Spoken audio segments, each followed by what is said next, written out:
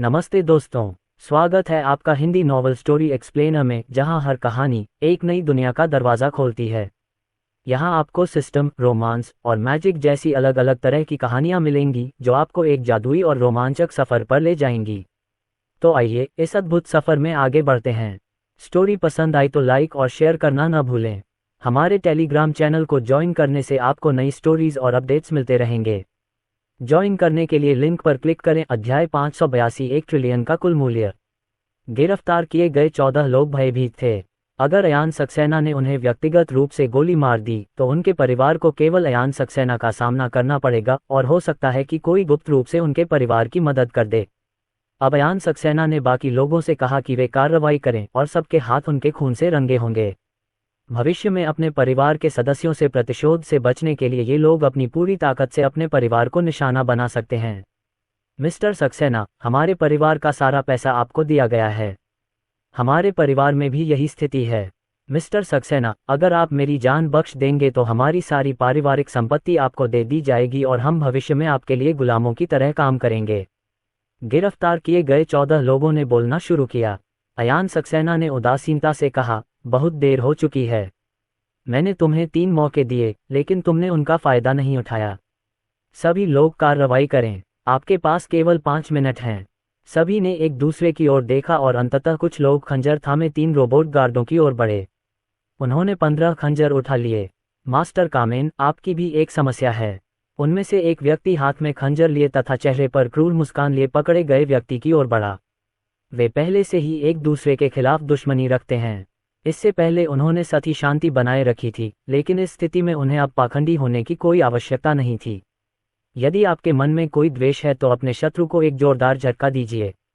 मत करो, मुझे मत मारो। मिस्टर सक्सेना, मेरी जान बख्श दीजिए। पकड़ा गया आदमी डर के मारे चीखने लगा।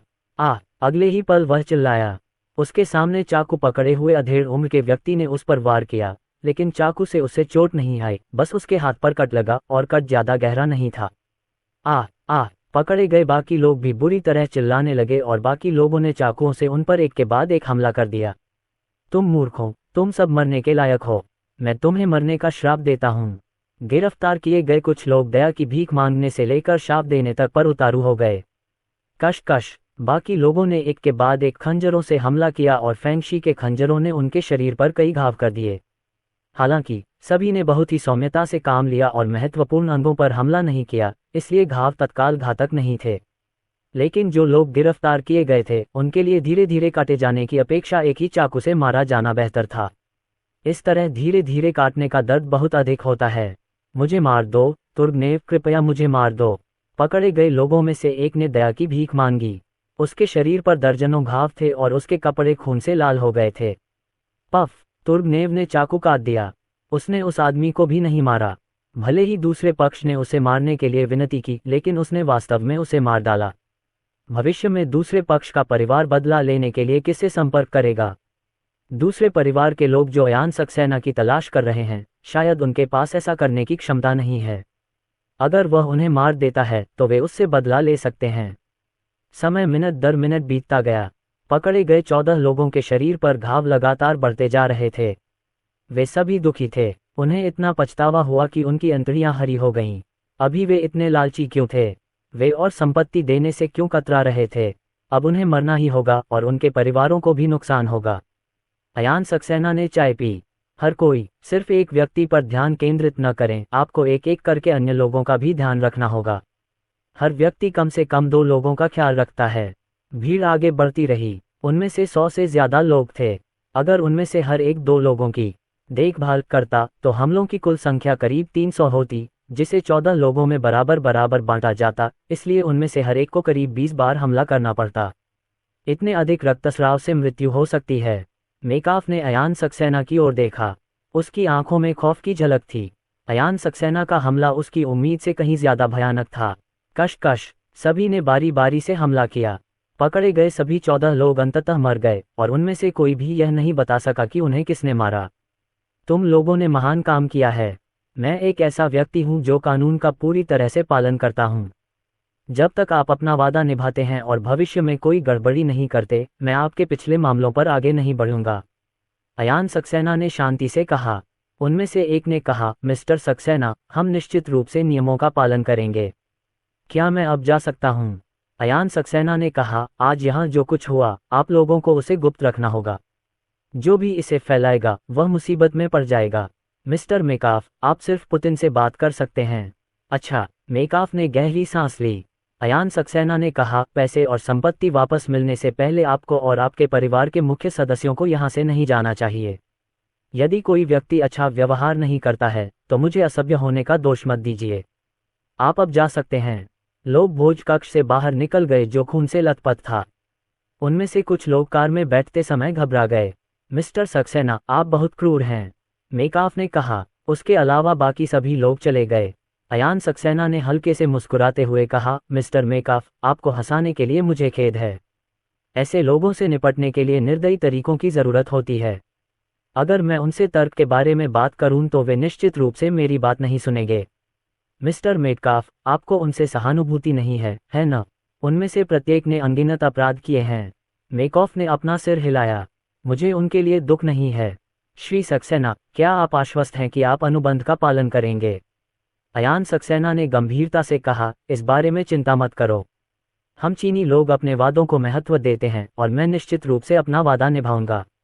मेकल्फ ने सिर हिलाया। अयान सक्सेना ने मुस्कुराते हुए कहा, मिस्टर मेकाफ, 50,000 यांत्रिक तेंदुए कल ही यहाँ आ जाएंगे। जब तक विशेष परिस्थितियां न हो मैं संख्या नहीं बढ़ाऊंगा। अच्छी बात है मिस्टर सक्सेना, अलविदा। मेकाफ पत्ते। भोज कक्ष खून की तेज गंध से भर गया था जिससे वह असहज महसूस कर रहा था। सिमरन, उन्होंने कितने पैसे निकाले? उनकी कुल संपत्ति का हिसाब रुपये में कितना है? अयान सक्सेना ने पूछा। सिमरन ने हंसते हुए कहा, बहुत सारे लोग हैं। उन्होंने कुल 3 ट्रिलियन रुपए निकाले हैं और उनकी कुल संपत्ति 7 ट्रिलियन रुपए के करीब है। अयान सक्सेना के चेहरे पर हल्की मुस्कान दिखी। इतना खराब भी नहीं। कुल धनराशि और संपत्ति करीब 10 ट्रिलियन रुपए है।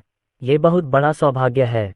हालांकि यानहुआंग लीडर के विकास के लिए भी बड़े पैमाने पर निवेश की आवश्यकता है। यह अज्ञात है कि बुनियादी ढांचे में कितनी आवश्यकता होगी। चीन बुनियादी ढांचे के प्रति पागल है। बुनियादी ढांचे में निवेश किया गया पैसा चीनी लोगों द्वारा कमाया जाएगा जिससे घरेलू खपत को बढ़ावा मिल सकता है। सिमरन, एजेंसी से किसी को उनसे संपर्क करने के लिए कहो। उनसे कहो कि वे जितनी जल्दी हो सके वे चीजें मुझे सौंप दें। अयान सक्सेना ने आदेश दिया। अच्छा लड़का। ज़ियाओबेई ने सिर हिलाया। चूंकि यह मशीन पर नियंत्रण रखता है इसलिए कोई भी इसे संभाल सकता है और उन लोगों द्वारा परेशानी पैदा करने का साहस करने की संभावना अधिक नहीं होती।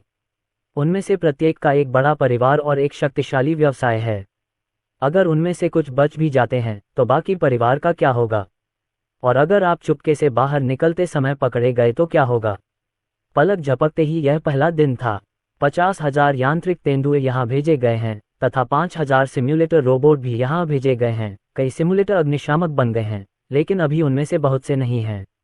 अभी हमारे पास बस इतना ही है। फिलहाल 5,000 सिम्युलेटर पर्याप्त हैं।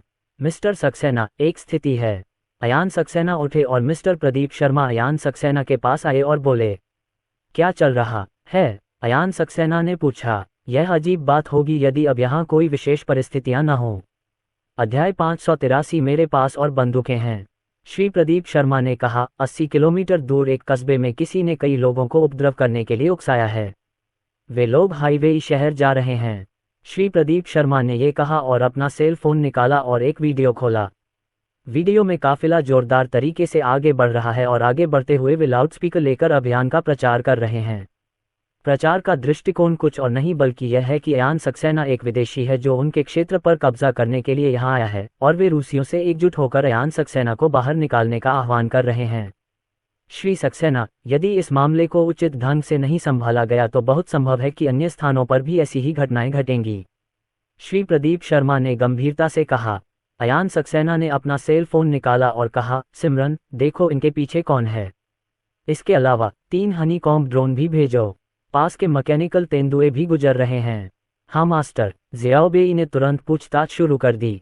जल्द ही उसने कहा, मास्टर, इसके पीछे मेयर का हाथ है। इस शहर के सभी लोगों का उपनाम एक ही है। मेयर कबीले का मुखिया है। शहर में उसकी बहुत प्रतिष्ठा है और उसका वचन अंतिम होता है। और वह चीनी लोगों से नफरत करता है। अयान सक्सेना ने कुछ सेकंड सोचा और कहा, क्या आसपास कोई सिमुलेशन रोबोट हैं? अगर हाँ, तो कुछ सिमुलेशन रोबोट भेज दीजिए। मास्टर, हाँ। आधे घंटे से भी कम समय में 3 हनीकॉम्ब ड्रोन आ गए तथा आसपास के दर्जनों यांत्रिक तेंदुए भी सभा स्थल पर आ गए। सैकड़ों लोग इकट्ठे हुए हैं। उनमें से कुछ लोग कार चला रहे थे, कुछ मोटरसाइकिल पर सवार थे। भीड़ में से कुछ लोग लाउडस्पीकर से नारे लगा रहे थे और कई लोग विभिन्न झंडे थामे हुए थे। दर्जनों यांत्रिक तेंदुओं की तुलना में वे बहुत शक्तिशाली हैं। अयान सक्सेना कमांड रूम में पहुंचे। उनके सामने बड़ी स्क्रीन पर विभिन्न चित्र प्रदर्शित किए गए। मिस्टर सक्सेना, यह मामला ज्यादा कठिन है। यदि यानहुआंगलिंग में स्थिति को उचित ढंग से नहीं संभाला गया तो कई लोग इसका विरोध करेंगे। श्री प्रदीप शर्मा ने गंभीरता से कहा। अयान सक्सेना ने माइक्रोफोन उठाया। सभी लोग कृपया चुप हो जाएं। मैं अयान सक्सेना हूं। उसकी आवाज कई यांत्रिक तेंदुओं के मुंह से निकली और वहां उपस्थित लोग उसे स्पष्ट रूप से सुन सकते थे। जल्द ही वे शांत हो गए। ऐसा नहीं है कि वे इतने आज्ञाकारी हैं, लेकिन वे जानना चाहते हैं कि अयान सक्सेना ने क्या कहा। अयान सक्सेना ने गहरी आवाज में कहा, आप में से कुछ लोग बंदूकें लेकर घूम रहे हैं। आपको तुरंत अपनी बंदूकें नीचे रखनी होंगी, अन्यथा यांत्रिक तेंदुआ आपको 5 मिनट में मार डालने के लिए अधिकृत हो जाएगा। टीम ने तुरंत हंगामा मचा दिया।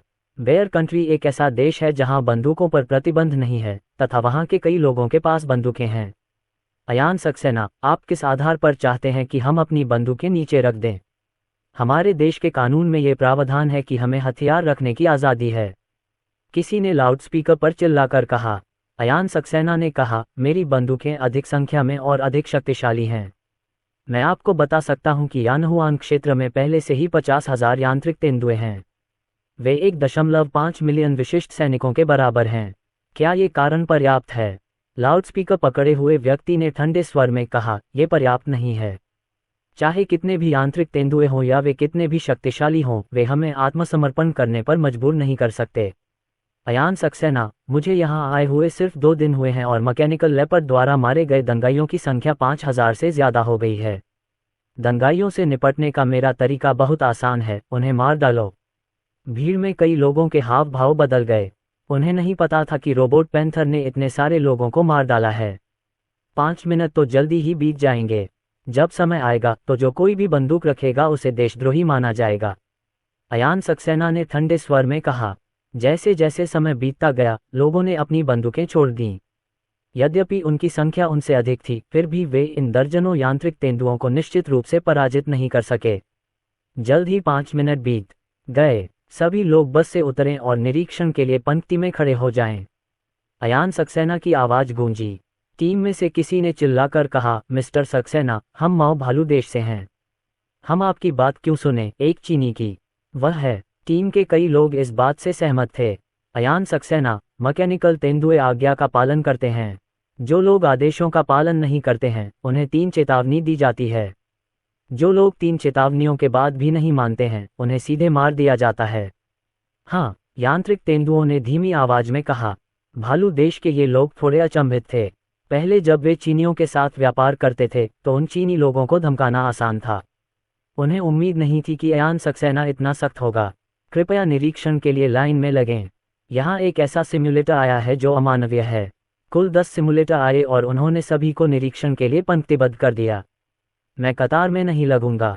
अगर हिम्मत है तो मुझे गोली मार दो, एक मजबूत आदमी ने तीखी आवाज में कहा। एक यांत्रिक तेंदुआ उसके सामने आया। चेतावनी, कृपया पंक्ति में खड़े हो जाओ। दूसरी चेतावनी, कृपया लाइन में आ जाइए। मजबूत आदमी अभी भी नाव नहीं चलाते। कई लोगों ने उसकी ओर देखा और उसने अपने सिर की ओर उंगली उठाए। आओ आओ, क्या तुम गोली नहीं चलाना चाहते? यही गोली चलाओ। तीसरी चेतावनी, मैकेनिकल तेंदुए ने कहा। ज्वांगहान थोड़ा घबरा गया, लेकिन फिर भी वह कतार में नहीं लगा। टकराना, गोलियों की आवाजें गूंजने लगीं। माथे में गोली लगने से वह बलवान आदमी सीधा नीचे गिर पड़ा। हर कोई दंग रह गया। सचमुच गोली मार दी। अयान सक्सेना की ठंडी आवाज गूंजी। सब लोग, मैं यानहुआन क्षेत्र का स्वामी हूँ। अनुबंध में यह निर्धारित है कि यानहुआन क्षेत्र की कानून व्यवस्था, न्यायपालिका आदि सब मेरे नियंत्रण में हैं। तुम लोग हंगामा कर रहे हो, लेकिन मैं तुम सबको मार सकता हूँ। अभी भी कुछ लोग ऐसे थे जो ठीक से लाइन में नहीं लगे थे। जब उन्होंने इस ताकतवर आदमी को मरते देखा तो वे आज्ञाकारी होकर एक एक करके लाइन में लग गए। डिंग डिंग, सिम्युलेटर ऑपरेटर के हाथ में मेटल डिटेक्टर की आवाज हुई और उसने जांच किए जा रहे व्यक्ति की कमर तक हाथ पहुंचाया तो उसे एक पिस्तौल मिली। मैं भूल गया कि मैं अपनी पिस्तौल लाया था, आदमी ने घबरा कर कहा। टकराना। सिम्युलेटर ने बस बंदूक उठाई और गोली चला दी। सिर में गोली लगने से वह आदमी सीधा नीचे गिर पड़ा। अयान सक्सेना के बगल में श्री प्रदीप शर्मा ने अपनी लार निगल ली। अयान सक्सेना ने स्थिति को जिस तरह से संभाला वह बहुत ही सरल और सरल था। श्री प्रदीप शर्मा, उनसे तर्क करने का कोई मतलब नहीं है, और यदि हम सीधे तौर पर कठोर कदम नहीं उठाते हैं तो और अधिक लोग परेशानी खड़ी करने के लिए सामने आएंगे तथा और अधिक लोग मर सकते हैं, अयान सक्सेना ने शांति से कहा। श्री प्रदीप शर्मा ने हल्का सा सिर हिलाया। टीम के कुछ लोगों ने घबराहट में अपनी छिपी हुई पिस्तौलें बाहर फेंक दी, लेकिन मैकेनिकल पैंथर उन्हें मारने के लिए आगे नहीं बढ़ा। करीब आधे घंटे बाद सभी की जांच की गई। उन्होंने सारी पिस्तौलें फेंक दी, लेकिन कोई नहीं मरा। अयान सक्सेना, हमारे पास अब कोई वुशी नहीं है। हमें आगे बढ़ना होगा और विरोध करना होगा। हमारे पास ऐसा करने की शक्ति है। भीड़ में से किसी ने मेगाफोन से चिल्लाकर कहा। अयान सक्सेना, सभी लोग अब घर चले जाएं। मैं दिखावा करूंगा कि कुछ हुआ ही नहीं। अगर आप लोग परेशानी खड़ी करते रहेंगे तो आपको और आपके परिवार के सदस्यों को निर्वासित कर दिया जाएगा। आपका घर और कार सहित आपकी सारी संपत्ति जब्त कर ली जाएगी। कई लोगों के चेहरे पूरी तरह बदल गए। अयान सक्सेना, तुम तानाशाह हो, एक अन्य व्यक्ति ने तीखी टिप्पणी करते हुए कहा। अयान सक्सेना, आसमान में ड्रोन फिल्म बना रहे हैं। आपकी सभी गतिविधियां ड्रोन द्वारा रिकॉर्ड की जाती हैं और कृत्रिम बुद्धिमत्ता आपकी गतिविधियों का विश्लेषण और मूल्यांकन करेगी। जिन लोगों के स्कोर कम होंगे उन्हें भविष्य में अधिक कर चुकाना होगा तथा उनकी पेंशन और पारिवारिक पेंशन पर अलग अलग स्तरों पर असर पड़ेगा। जिन लोगों के स्कोर बहुत कम होंगे उन्हें भविष्य में कोई पेंशन नहीं मिलेगी। इसके अलावा इसका असर आपके बच्चों की शिक्षा और करियर विकल्पों पर भी पड़ेगा। आपका व्यवहार आपके पूरे परिवार को प्रभावित करता है। सब लोग। अध्याय 584। 10 पनडुब्बियां अपनी जगह पर हैं। मुझे याद आया कि घर में चूल्हे पर पानी उबल रहा था। मुझे जाकर पानी लाना था। मैंने अभी तक सुअरों को खाना नहीं खिलाया है, इसलिए मैं पहले जाकर खाऊंगा। कई लोगों ने जल्दी से वहां से निकलकर वापस लौटने के लिए विभिन्न बहाने ढूंढ लिए। यदि आप लगातार परेशानी खड़ी करते रहेंगे तो आपको भगा दिया जाएगा। वे अपनी मातृभूमि नहीं छोड़ना चाहते। शोर मचाने से उन्हें पहले भी कई बार फायदा हुआ था और उन्हें लगा कि इस बार भी शोर मचाने से उन्हें फायदा हो सकता है, लेकिन उन्हें उम्मीद नहीं थी कि अयान सक्सेना इतना निर्दयी हो जाएगा और 2 लोग पहले ही मर चुके थे। भले ही हम आगे न बढ़ें, लेकिन जहां हम हैं वहीं बने रहना अच्छा विचार नहीं है। ड्रोन रिकॉर्डिंग कर रहे हैं। क्या होगा अगर पेंशन खत्म हो जाए? क्या होगा अगर मुझे ज्यादा टैक्स देना पड़े? क्या होगा अगर इसका असर मेरे काम और मेरे बच्चों पर पड़े? अयान सक्सेना ने बिना किसी हिचकिचाहट के लोगों को मारने का आदेश दिया था, इसलिए वह निश्चित रूप से ऐसा करने में सक्षम था। कुछ ही देर में अधिकांश लोग पक्षियों और जानवरों की तरह तितर बितर हो गए। ये स्थिति देखकर बाकी लोग भी वहां से जाने को तैयार हो गए। लियोनिद, अभी मत जाओ, सिमुलेटरों में से एक बोला। लियोनिद इस विरोध प्रदर्शन के आयोजक हैं और उनकी उम्र 60 से अधिक है। क्या बात? लियोनिद ने पूछा। एंड्रॉयड, मैं तुमसे बात कर रहा हूं। अयान सक्सेना, तुमने मेयर के रूप में अपना पद खो दिया है। इसके अलावा तुम और तुम्हारे 2 बेटे कई गैरकानूनी काम करते पाए गए हैं। यानहुआन क्षेत्र के कानून के अनुसार आपको 10 दिनों के लिए कैद किया जाएगा। आपके 2 बेटे, बड़े बेटे को 7 दिनों के लिए कैद किया जाएगा और छोटे बेटे को 5 दिनों के लिए कैद किया जाएगा। लियोनिद का चेहरा पूरी तरह बदल गया। अयान सक्सेना, ये बदला है।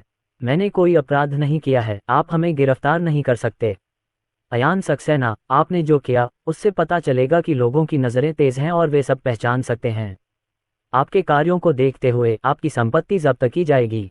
उन्हें ले जाओ। लियोनिद और उनके 2 बेटे बेहद दुखी दिख रहे थे। वे संगठन की अराजकता में कैसे शामिल हो गए? यह अनुचित है। हमारे साथ अन्याय हुआ है। कृपया हमारे लिए बोलें। लियोनिद के 2 बेटों में से एक ने चिल्लाकर कहा। आसपास सभी लोग चुप थे।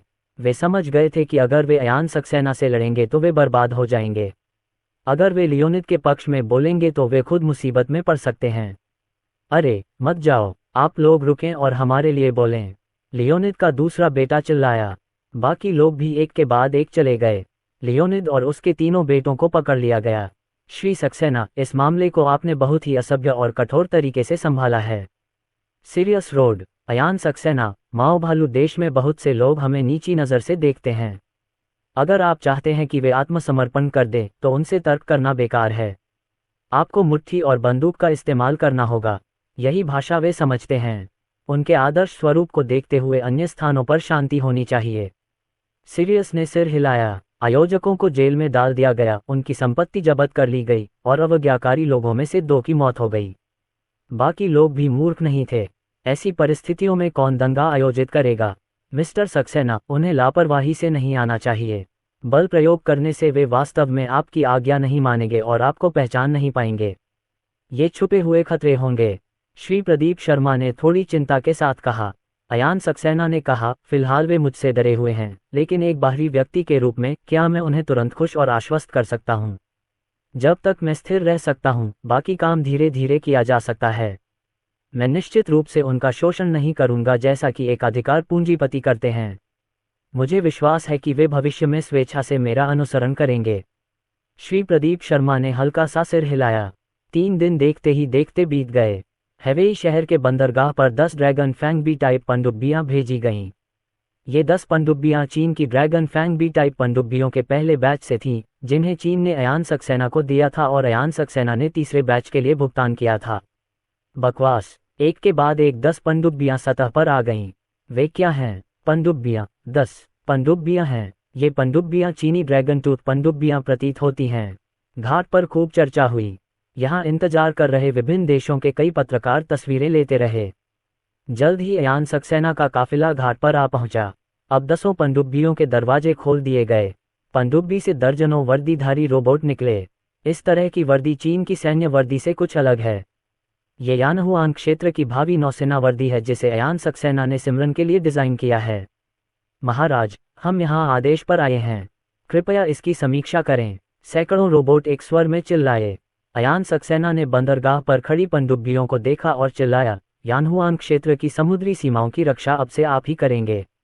आपके करीब आने वाले किसी भी दुश्मन को सीधे नष्ट किया जा सकता है।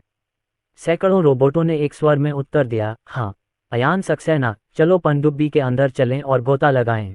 रोबोट तेजी से पनडुब्बियों में घुस गए और कई लोगों की निगाहों के सामने सभी 10 पनडुब्बियां गोता लगाकर गायब हो गईं। मिस्टर सक्सेना, क्या ये पनडुब्बियां आपकी हैं? मिस्टर सक्सेना, क्या ये चीन की ड्रैगन टूथ बी पनडुब्बी नहीं है? क्या आपने इसे चीन से खरीदा है? मिस्टर सक्सेना, पत्रकार एक के बाद एक सवाल पूछने लगे। अयान सक्सेना ने हल्की खांसी की और सभी चुप हो गए। अयान सक्सेना ने कहा, सभी, मैंने आपको आज इन 10 ड्रैगन फैंग बी टाइप पनडुब्बियों के आधिकारिक प्रवेश को देखने के लिए आमंत्रित किया है। वे मुझे चीन ने दिए थे। भविष्य में वे यानहुआंग की रक्षा की जिम्मेदारी लेंगे। किसी भी देश के युद्धपोतों और पनडुब्बियों को यानहुआन क्षेत्र के आसपास के जल क्षेत्र में घुसने पर सख्त प्रतिबंध है। उल्लंघन करने वालों को उनके अपने जोखिम पर ही डुबोया जाएगा।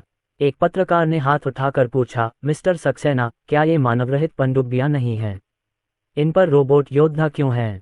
अयान सक्सेनायु, वे वास्तव में मानवरहित पनडुब्बियां हैं। उनके अंदर काफ़ी जगह है।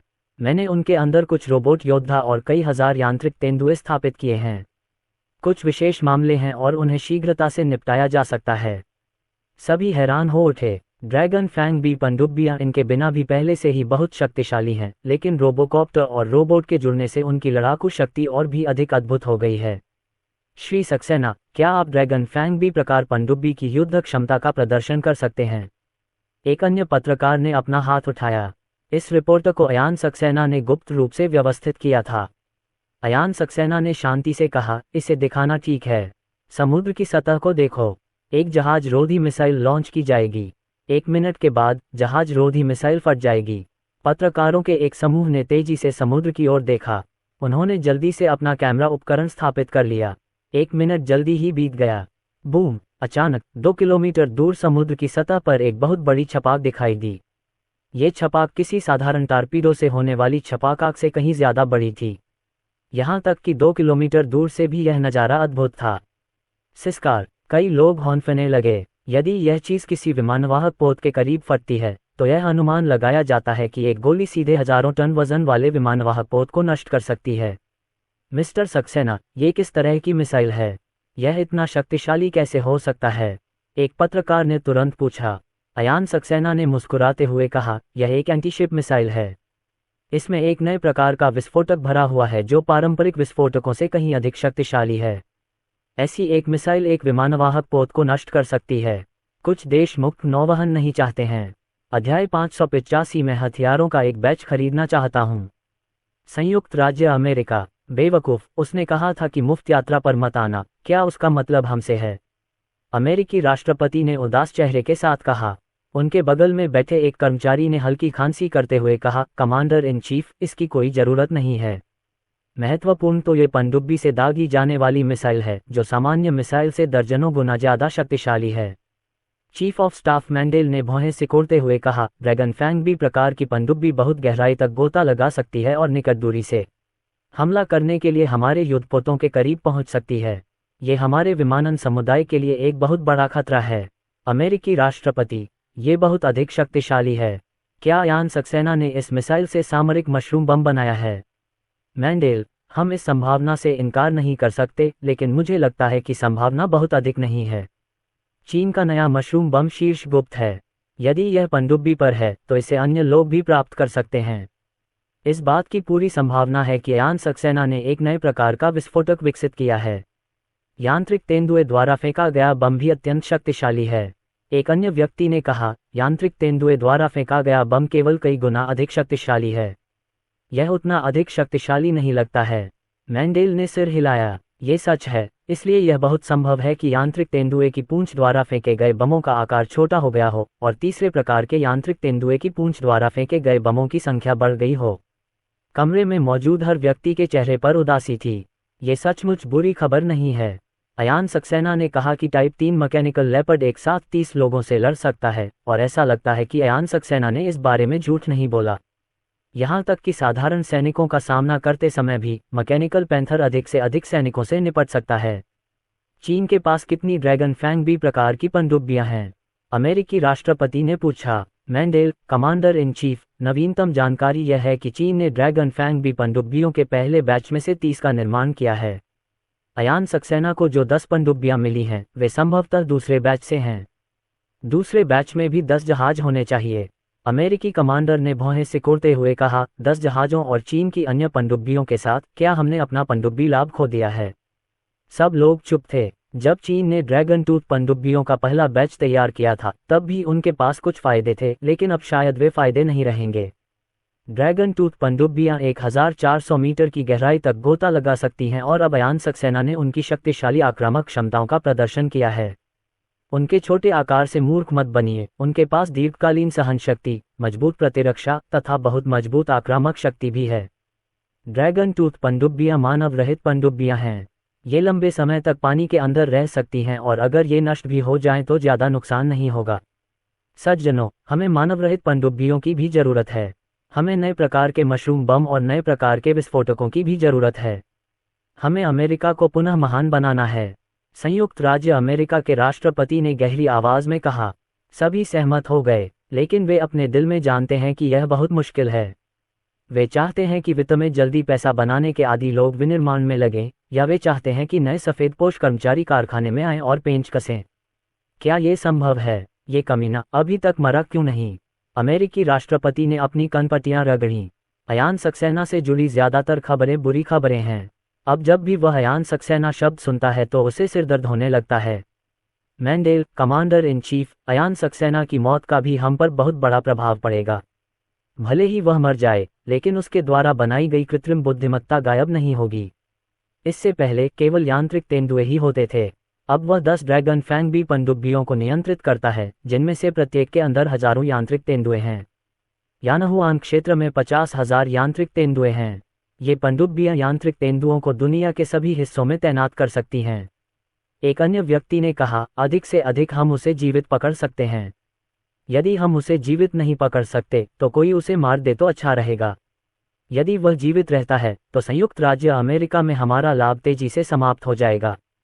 पापा, इंपीरियल कैपिटल एयरपोर्ट पर अनिंदिता सक्सेना और लिन डोंग्याओ खुशी से चिल्लाए। अयान सक्सेना हवाई जहाज से वापस आए। यानहुआन क्षेत्र की बड़ी समस्या हल हो गई है और अब शियाओबेई को इसे संभालने के लिए केवल रोबोट तेंदुए को नियंत्रित करने की आवश्यकता है। उनके पास यानहुआन नेताओं पर बर्बाद करने के लिए इतना समय नहीं है। अयान सक्सेना नीचे बैठ गया और दोनों बच्चों को उठा लिया। रोशनी मेहरा ने मधुरता से मुस्कुराते हुए कहा, बूढ़े आदमी, ये जानते हुए कि आप आज वापस आएंगे, जिक्सी और डोंगडोंग आज बहुत जल्दी उठ गए और फिर उन्होंने मुझे बार बार हवाई अड्डे पर जाकर आपका इंतजार करने के लिए आग्रह किया। वास्तव में तुम्हें पिताजी की याद आती है और पिताजी को भी तुम्हारी याद आती है। अयान सक्सेना ने अलविदा कहने के बाद अनिंदिता सक्सेना और अन्य लोगों को चूमा। प्रिय, घर पर सब ठीक है। अनिंदिता सक्सेना और बाकी लोगों को नीचे उतारते हुए अयान सक्सेना ने रोशनी मेहरा को गले लगाया और कहा। रोशनी मेहरा ने सिर हिलाया, मेरा परिवार बहुत अच्छा है। बस इतना है कि जिक्सी और बाकी लोग तुम्हें बहुत याद करते हैं। वे हर दिन तुम्हारे बारे में बात करते हैं। घर जाओ। अयान सक्सेना मुस्कुराए। वे चारों कार में बैठ गए और अयान सक्सेना ने खुद गाड़ी चलाई। ज्यादातर समय अयान सक्सेना सिर्फ कार में ही बैठा रहता था, लेकिन उसकी ड्राइविंग स्किल्स कमाल की थी और अगर उसके हाथ में खुजली होती तो वह गाड़ी चलाता। 4 सदस्यों वाले परिवार को कार में अधिक आराम महसूस हुआ। पिताजी, चलो एक गाना गाते हैं। अनिंदिता सक्सेना हंस पड़ी। अयान सक्सेना ने मुस्कुराते हुए कहा, शीशी, आप पहले जाए। हाँ। कार में अनिंदिता सक्सेना की मधुर आवाज गूंज उठी। गाना समाप्त करने के बाद लिन डोंगयाओ ने चिंतित होकर कहा, पिताजी, मैं यह नहीं कर सकती। अयान सक्सेना ने रियरव्यू मिरर में देखा और कहा, डोंग, क्या तुम भी गाना सीखना चाहते हो? पिताजी तुम्हें बाद में सिखा सकते हैं। हाँ। लिन डोंगयाओ ने सिर हिलाया। इंपीरियल कैपिटल विला में लौटने के बाद मास्टर गू जल्द ही आ गए। अयान सक्सेना ने मास्टर गू को अध्ययन के लिए आमंत्रित किया। मास्टर गू ने कहा, अर्जुन सक्सेना, तुमने इस बार यानहुआन क्षेत्र में बहुत से लोगों को मार डाला। हमारे देश में कई आवाजें हैं जो गुप्त रूप से आपकी निंदा कर रही हैं। अयान सक्सेना ने कहा, क्या वे पागल हैं? उन्होंने नागरिकों को निशाना बनाने के लिए स्क्विड की निंदा नहीं की, लेकिन जब मैंने यांत्रिक तेंदुओं से कुछ गुंडों को मारने के लिए कहा तो उन्होंने एक एक करके उनकी निंदा की। क्यों मास्टर, अगर मैं कठोर कदम नहीं उठाता तो यानहुआन क्षेत्र निश्चित रूप से अराजकता में आ जाएगा। बूढ़े आदमी ने सिर हिलाया। हम वह जानते हैं। मैं यहाँ आपके बारे में कुछ भी बुरा कहने नहीं आया हूँ। अयान सक्सेना ने मुस्कुराते हुए कहा, मुझे लगता है कि आप यानहुआन क्षेत्र में आगामी बुनियादी ढांचा परियोजनाओं और यानहुआन क्षेत्र के माध्यम से निर्यात किए जाने वाले पूर्वोत्तर उत्पादों के लिए यहाँ आए हैं। बूढ़े आदमी ने सिर हिलाया। कई घरेलू टीमों के पास कोई काम नहीं है और वे पैसे नहीं कमा पा रहे हैं। कई परिवार वित्तीय कठिनाइयों में हैं। उनके कम खर्च से अधिक लोगों की आय प्रभावित होती है। अयान सक्सेना, मैं घरेलू स्थिति के बारे में बहुत स्पष्ट हूँ। यानहुआन क्षेत्र में बड़े पैमाने पर बुनियादी ढांचे के निर्माण की आवश्यकता है। राजमार्ग, रेलवे, डॉक और हवाई अड्डे सभी का निर्माण किया जाना चाहिए। बूढ़े आदमी की आंखों में खुशी झलक रही थी। अर्जुन सक्सेना, यानहुआन की कई संपत्तियां पूंजीपतियों के हाथों में हैं। क्या अब उन पर आपका नियंत्रण है? अयान सक्सेना ने सिर हिलाया। उन्होंने आम लोगों से जो खून चूसा था उसे मैंने वापस ले लिया और बुनियादी ढांचे के निर्माण के माध्यम से लोगों को वापस दे दिया। मैं अपने क्षेत्र में उनका इतना अत्याचार बर्दाश्त नहीं करूंगा। बूढ़ा आदमी मुस्कुराया और बोला, अगर इसे इस तरह बनाया जाए तो ये सुविधाजनक होगा। आप कितना निवेश करने की योजना बना रहे हैं?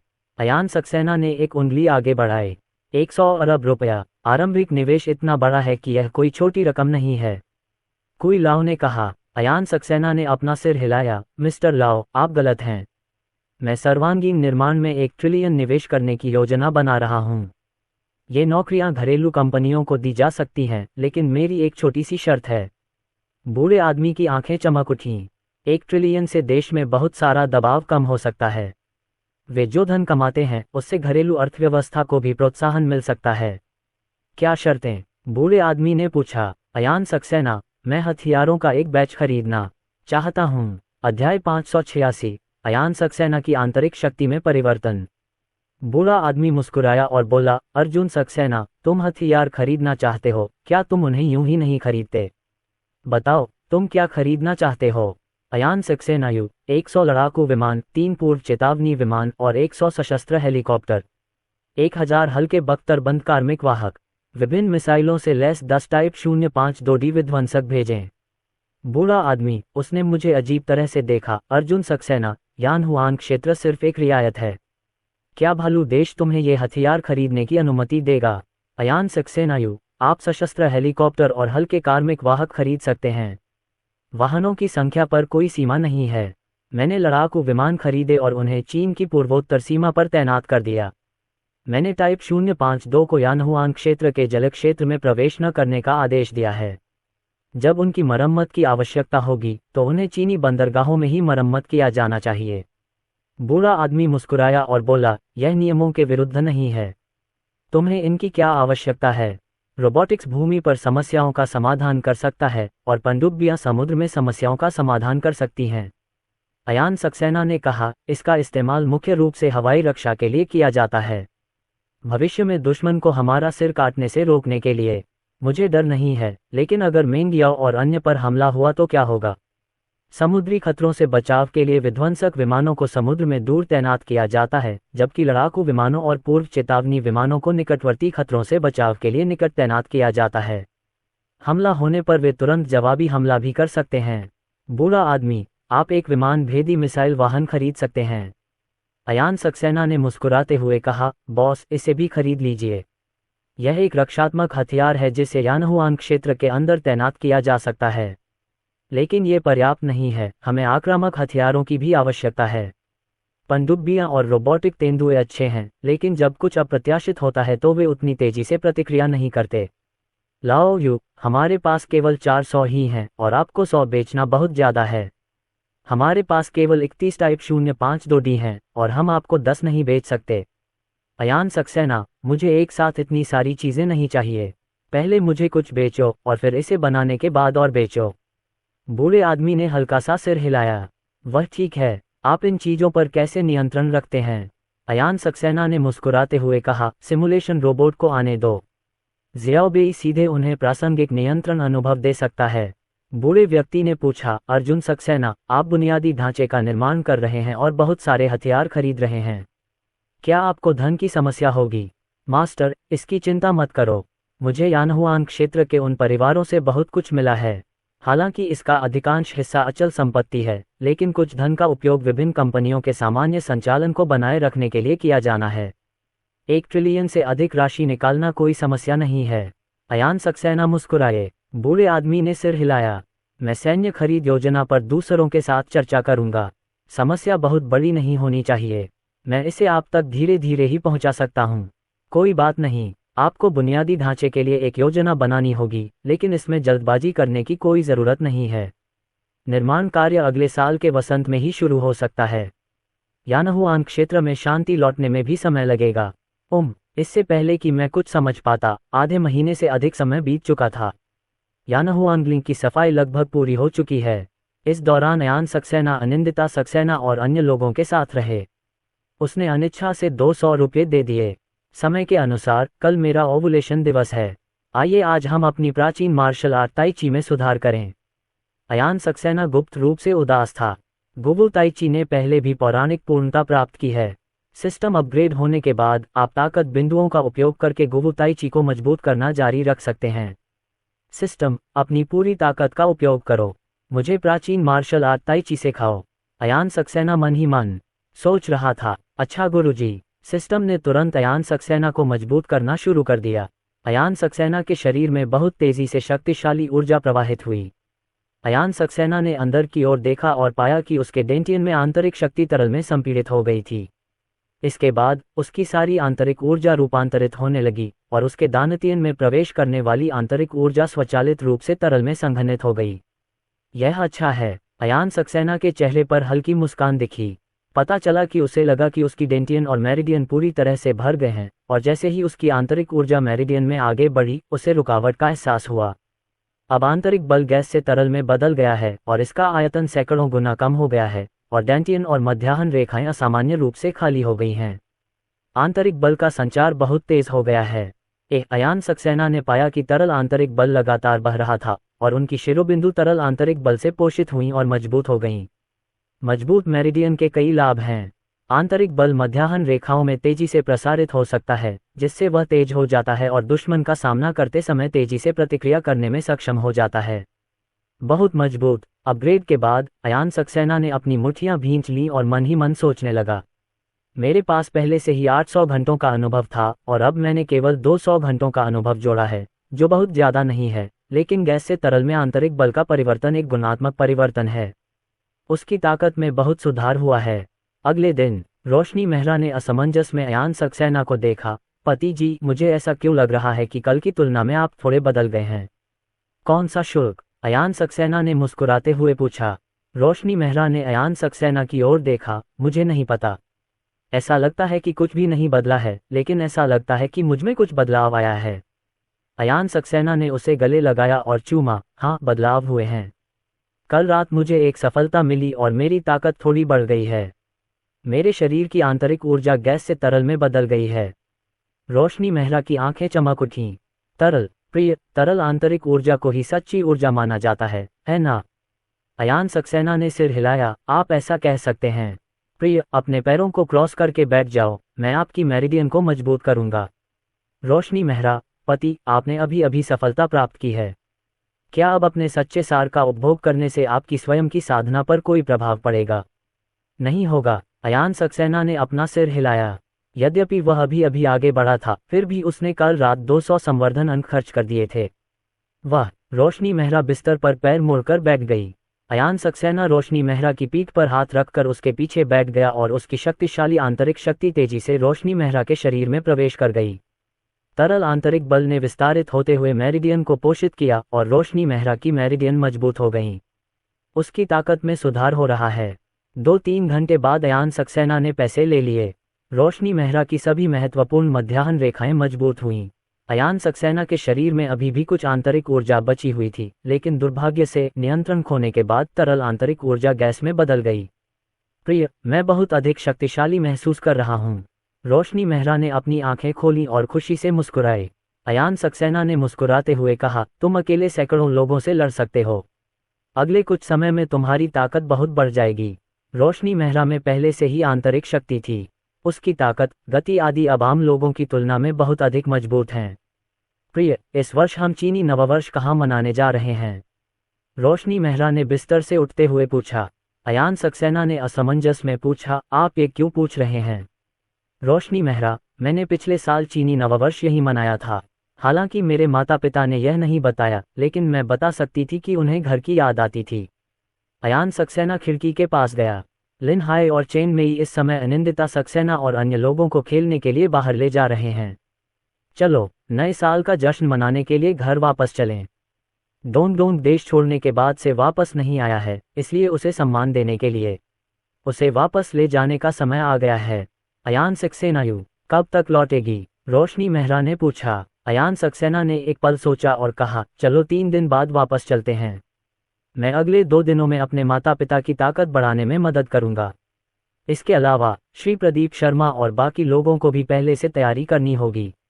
अध्याय 587। रोशनी मेहरा फिर से गर्भवती है। अयान सक्सेना और उसके दोस्त राजीव कुमार और सविता मेहरा के घर पहुंचे। दादा दादी। अनिंदिता सक्सेना कार से बाहर निकली और प्यार से पुकारने लगीं, दादाजी और दादी जी। लिन डोंगियाओ ने बच्चे जैसी आवाज में पुकारा। राजीव कुमार और सविता मेहरा कान से कान तक मुस्कुरा रहे थे। सीसी, डोंग डोंग। राजीव कुमार और अन्य लोगों ने अनिंदिता सक्सेना और अन्य लोगों को एक एक करके उठाया। जब वे विला में पहुंचे तो रोशनी मेहरा ने कहा, माँ, मैं देख सकती हूँ कि मेरी सास और उनका परिवार अपने गृहनगर को बहुत याद करता है। डोंग डोंग के जन्म के बाद से वे वहां नहीं गए हैं। हम हर साल ग्रामीण इलाकों में नया साल मनाते हैं। सविता मेहरा ने सिर हिलाया। ऐसा ही होना चाहिए। डोंग डोंग पहले से ही इतना बड़ा है, उसे जाकर अपने पूर्वजों की पूजा करनी चाहिए या कुछ और करना चाहिए। हम आपको बताने ही वाले थे कि आपके पिताजी और मैं छुट्टियों पर जाने की योजना बना रहे हैं। राजीव कुमार ने अयान सक्सेना की ओर देखा और पूछा, अर्जुन सक्सेना, जब हम छुट्टी पर जाएंगे तो क्या कोई सुरक्षा संबंधी समस्या होगी? अगर ये तुम्हें बहुत ज्यादा प्रभावित करती है तो भूल जाओ। जब से आरव कपूर का अपहरण हुआ है, राजीव कुमार और उनके दोस्त कभी बाहर नहीं गए हैं और मूलतः शंघाई में ही रहते हैं। अयान सक्सेना ने मुस्कुराते हुए कहा, पिताजी, इस बार मैं यहाँ आया हूँ सबसे पहले तो नए साल से पहले आपसे मिलने के लिए, और दूसरी बात आपकी ताकत बढ़ाने में मदद करने के लिए। राजीव कुमार की आंखें चमक उठीं। आपकी ताकत फिर से बढ़ गई है। अयान सक्सेना ने सिर हिलाया और कहा, कल रात आपको ताकत मिली थी। मैंने आपकी मदद की, जिसके बाद आपकी ताकत बहुत बढ़ जाएगी और अगले कुछ समय में आपकी ताकत बढ़ती रहेगी। अर्जुन सक्सेना, इसका तुम पर कोई असर नहीं होगा, है ना? सविता मेहरा ने पूछा। अयान सक्सेना ने मुस्कुराते हुए कहा, इसका कोई असर नहीं होगा। मैंने कल रात मेंगियाओ को बेहतर बनाने में मदद की थी। आपकी ताकत और मेरी ताकत के बीच का अंतर काफी बड़ा है। सविता मेहरा ने सिर हिलाया। राजीव कुमार ने प्रसन्नतापूर्वक कहा, यदि हम अपनी शक्ति बढ़ा लें तो यात्रा करते समय समस्याएं उत्पन्न होने की संभावना बहुत कम हो जाएगी। रोशनी मेहरा ने चेतावनी देते हुए कहा, पिताजी, फिर भी आपको सावधान रहना होगा। दुश्मन के तरीकों से बचाव करना कठिन हो सकता है। राजीव कुमार ने सिर हिलाया।